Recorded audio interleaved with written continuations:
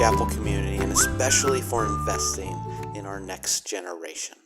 Over the next few minutes, we'll go over instructions on how to fill out your background check. These background checks are necessary not only to ensure the safety of our children, but also to comply with various regulations and policies of the Army. We know they're not exactly easy, and we thank you for pushing through and getting them done. The first form we'll look at is the initial screening and assessment application. It's the one with the two images in the header. If you will start out by filling out your location, where your primary focus of ministry is. Schofield Barracks, Main Post Chapel, HMR Chapel, AMR Chapel. And then the next block is the program that you're mostly focused on. That could be Catholic Women of the Chapel, Protestant Women of the Chapel, Family Night North, or just chapel service. This will help us keep the ministry leaders updated. Next block is pretty self-explanatory. Your name, your current address, phone number, email. Social Security number, Privacy Act statement is at the top, and place of birth, that is both city and state. The next blocks are for your two references. Each person needs two references who will vouch for their character.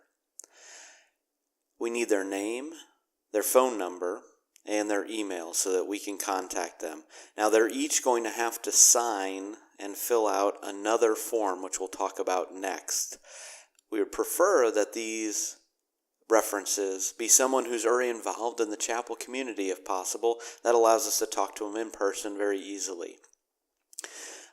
Otherwise, we'd appreciate it if they could be on the island. That just helps trying to get in contact with them.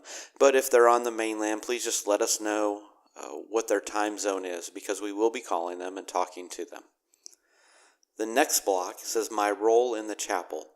And please just mark whether you are a UMT member, a chaplain assistant, a volunteer, a contractor, or a civilian employee of the Religious Services Office.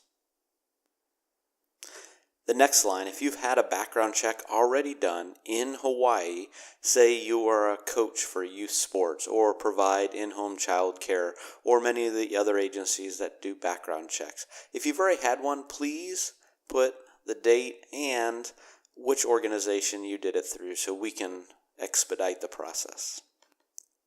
And lastly, just sign and date the form. The next form is down at the bottom, says DA Form 3439, dated January 2002. At the top it says Non-Appropriated Fund Instrumentality Employment Inquiry. Now this is for your references. Each of your references will fill out this form about you. Now if you just start at the upper top left, and it will say check blocks of how they know you, and then the approximate amount of time that they have known you. The next section, do not fill out block 2. The next one says personal appraisal. Your reference will just check whether they don't have sufficient opportunity to observe you, you're outstanding, better than average, adequate, or unsatisfactory in each of these areas. Do not fill out section G, and then move on to 6 and 7. Same things, just answer the questions. And then in 8, the remarks block, please put in your name as a person getting the background check, as it's a reference for, and that'll be the volunteer's name. And then after given by is the reference's name. It should match the one on that other form. Date it, sign it, and if they have a position somewhere within the organization, they can put it there underneath their signature. Please do this for both of your references. If you happen to have something printed on the back of this form that looks like a memorandum, no need to do anything with that. The next form at the top says Department of the Army G1 Personnel Suitability Division, has a yellow picture in the upper left-hand corner. Now this is a release form and a disclosure form.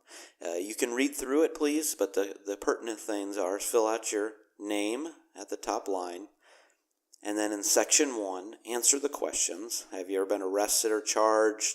asked to resign, convicted of something. Please answer these fully, and if you are in doubt, go ahead and disclose it. It will make it easier later than if you don't disclose something that comes up. For whatever you say yes on those forms, please answer the questions in the blocks below it, as much detail as you can remember. If you don't have certain details, cannot remember because it was so long ago, please take your best guess and put a question mark next to it. On the back of the page, again, type your name, last name, first name, middle initial. Read through what you are agreeing to. This allows Department of the Army agencies to actually do all of the checks that are needed for this. They include the CID and the ASAP and medical treatment facilities and FBI, and this is your release to allow them to do that. The next form we're going to fill out at the top says ADAPTC Client's Consent Statement for Release of Treatment Data. At the bottom it says DA Form 5018R dated November of 81. This form allows ASAP, Army Substance Abuse Program, to release any data they may have on you. So fill out your name at the top and then the date that you're filling it out. Next, there is some verbiage already filled in, and then go down to section B. You can check one of these two boxes.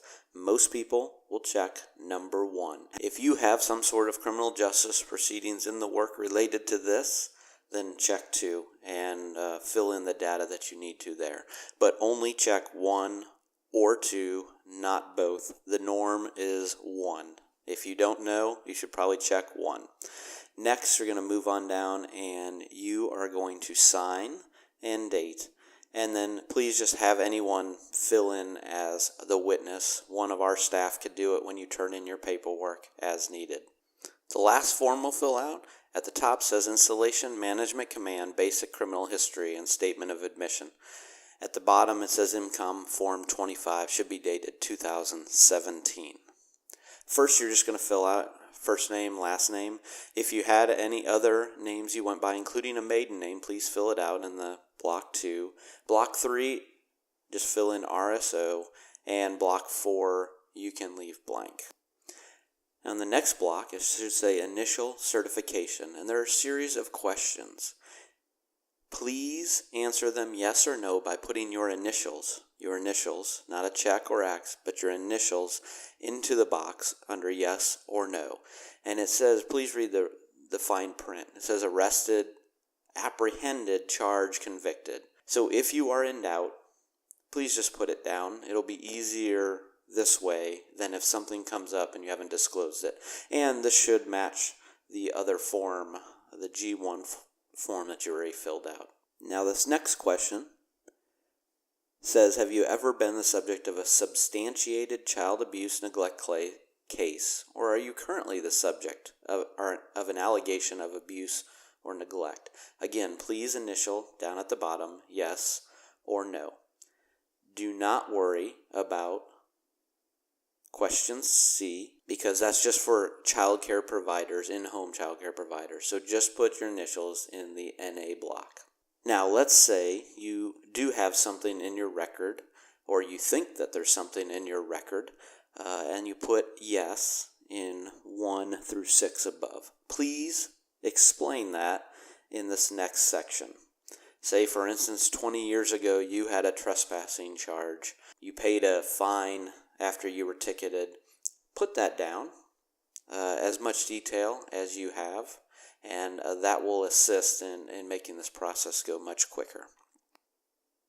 One note, if you do have derogatory information in your file, some minor things will be adjudicated immediately. If they are, say, this 20-year-old trespassing charge will probably be adjudicated immediately. If it can't be adjudicated immediately, a panel of people on this installation will look at your packet, and you will have an opportunity to provide written documentation and rebuttal for whatever it is, and we discuss the case and look through it and make a recommendation to the garrison commander who for some cases can approve, and other cases can recommend that Department of the Army board approve it. We have membership on this board, and we are involved in the process. We can give you more information on how this process goes, but just because you have something in your file, some kind of derogatory information, does not mean that you will not be cleared to work with minors. It'll be on a case-by-case basis. For more information, please talk to one of the team involved in this, in the IRSO. And lastly, sign and date at the bottom. That completes all of our forms. Please turn in your packet to one of our team, and then the next step will be someone will contact you to get fingerprints. Once your fingerprints are done, all of this will be submitted to one central agency, and they will do all of the background checks and then return your what is called a BVC, which says that you are cleared to work with minors. Until this whole process is done, no one can work with minors. Again, we want to thank you for the service that you provide and the amazing work that you do for our chapel community. We appreciate it. We appreciate your efforts in these background checks. And please let us know if there's any way we can help you in this process and in your ministry. Thank you, and God bless.